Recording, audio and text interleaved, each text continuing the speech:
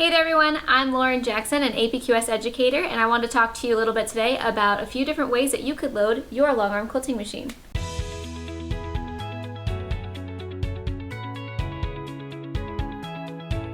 This first method I'd like to show you is what's called a partial float. So we've got our pickup roller that we're going to utilize our quilt back top edge.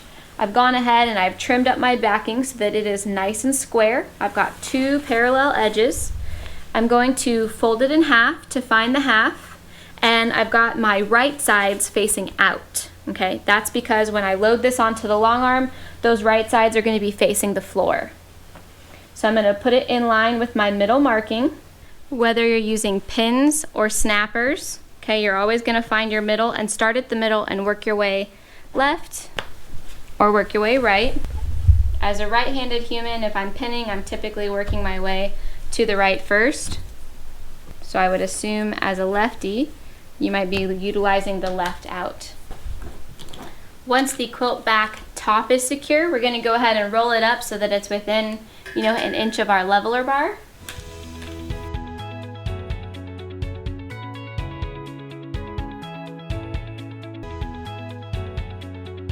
And then we're going to load it to our quilt back bottom bar or our belly bar, as we discussed earlier. So it's important to find your middle. Okay, wrong side to the ceiling, right side to the floor. And then you find the middle marking on your leader and you attach your first pin or your first clamp to the middle. Okay, then you can work your way one way and work your way the other way.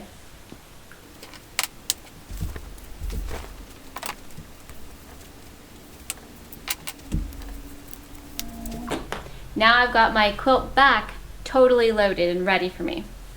But because I'm going to do what's called a partial float, I need to also load my quilt top. You're going to find your quilt top. Okay, so we've got a little improv top here, and I'm going to fold it in half. I'm going to find the middle, and I'm going to load it because it unloads this way, right? So we are going to load it where we've got the right side facing the ceiling and the wrong side facing the floor.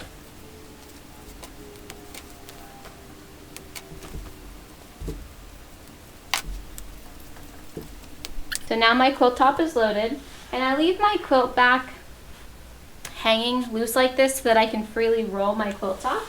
And you're just going to roll it in the direction of the bar. Okay. If you need to, you can go through and kind of smooth it out. If your quilt top is laying weird or funky or folded in there, as you're rolling it, it's going to continue to wrinkle and build on your top. You should notice if your quilt top is square that as you're rolling it, the sides will maintain evenness.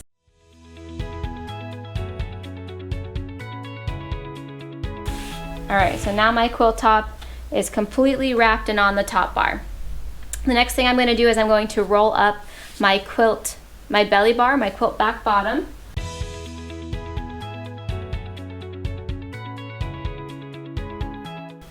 So now we've got our quilt back loaded. I typically will line up my middle, lay out my top, take my excess, accordion it, and then I will shove it through the bar all as one piece.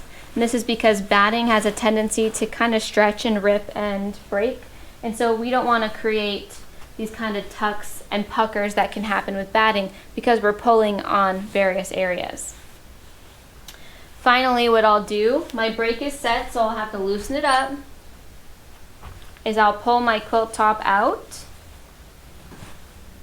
and bring it within an inch of the top.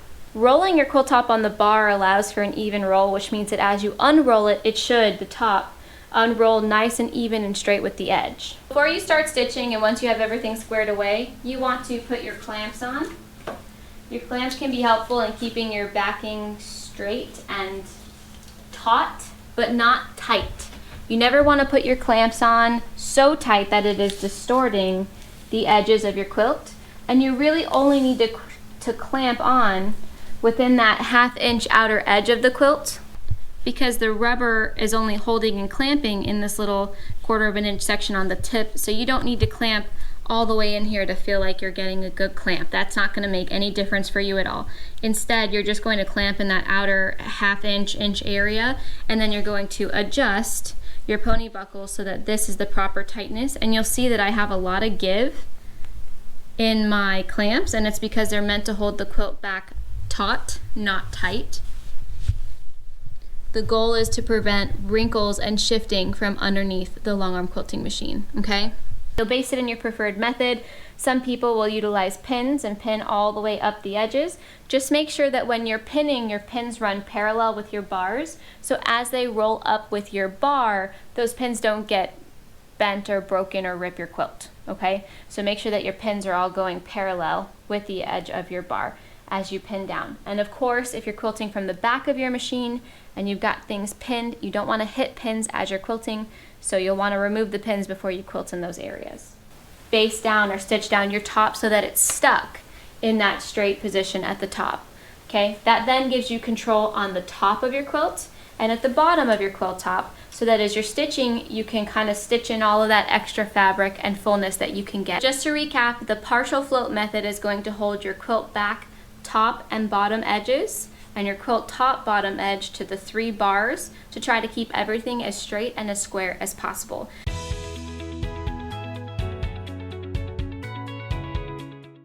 Next, I want to show you what is called a full float method. Basically, you're referring to this method as fully floating your quilt top. Your quilt back is still attached to your long arm in the same way that we showed you in method 1 with the partial float. So essentially what we're utilizing, okay, we've got our quilt top and our batting, we're utilizing our backing to create a tabletop on our long arm quilting frame. When I loaded this, I loaded it with my red snappers, which means I have a seam in the middle of my leaders showing me where the middle of my quilt back is.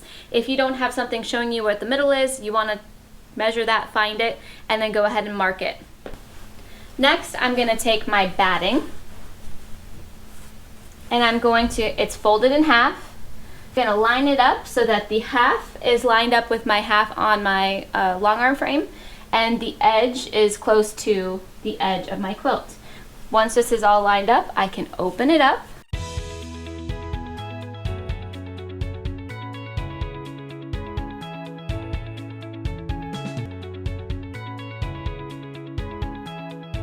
So I'm going to take my quilt top and I'm going to find the middle. You can fold it in half, or you could use a seam or a block that might indicate what the middle is. A lot of people will put a pin in their middle. We're going to open it up. Wrong side of the quilt is going to lay on the batting. Line up your middles as best you can.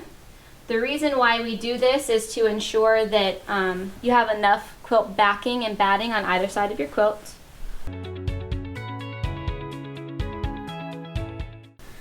Alright, so once it's loaded as straight as possible, you now have your quilt top also flapping in the breeze all the way down to the bottom of your quilt.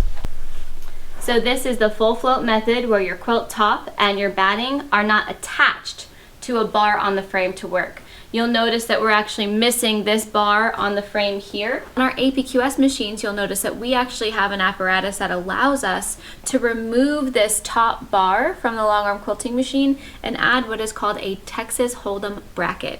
This bracket allows us kind of the freedom to move and to quilt. Removing that top bar, especially for a short cake like me, really makes a big difference, because I don't feel like I'm reaching over the long arm quilting machine. I feel like I'm quilting with wide open spaces and a big tabletop. Once you have your quilt top loaded and ready to go, you can then baste the edges how you see fit.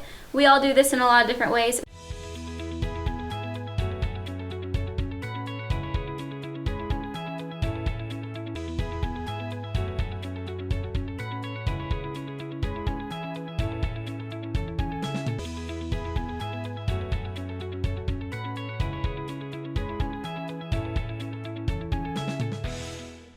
I wanted to show you, I'm just using a gentle wiggly stitch to go ahead and baste down the edges of my quilt. Once you've basted down the entire edge of your quilt and you go to town quilting, you continue to advance, baste your sides, quilt, and roll up as you go. When you get to the very bottom of your quilt, because it is free floating, you do need to do the same thing that we did initially at the top, and you need to baste around the edges before you quilt that final section of quilting. That way it will secure everything to make sure that nothing's going to shift or move as you're quilting. Thank you guys for watching this video on how to load your long arm quilting machine in multiple ways. I hope that it's been helpful for you.